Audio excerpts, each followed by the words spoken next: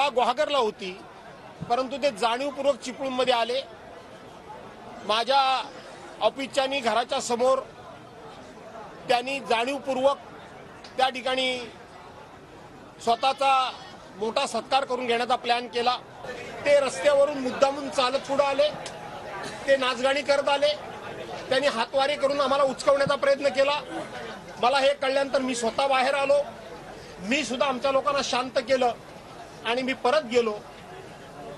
मला माहित नाही त्याच वेळेला पलीकडून दगडफेक सुरू झाली, तिकडून दगडफेक सुरू झाली, तशी इकडून देखील दगडफेक सुरू झाली आहे। मागच्या आठवड्यामध्ये उद्धव ठाकरेंच्या सभेमध्ये भास्कर जाधव ज्या पद्धतीने वागलेत आणि चिथावणीखोर भाषणं केलेत, खरा दोष भास्कर जाधवांचा आहे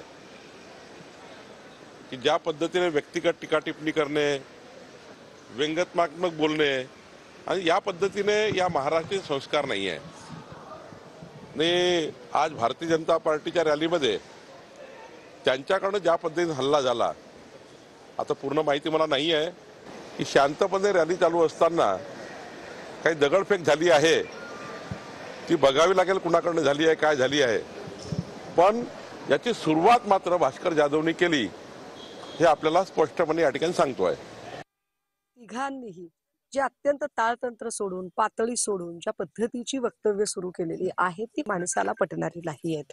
ज्या पद्धतीचा तणाव नितेश राणे, निलेश राणे यांच्या संबंधाने सध्या आहे, तो तणाव पाहता जर त्यांच्या गाड्या आमचे नेते भास्कर जाधव साहेबांच्या ऑफिस समोरून जात असतील तर तिथल्या पोलीस प्रशासनाने सुद्धा तेवढा पुरेसा बंदोबस्त ठेवायला हवा।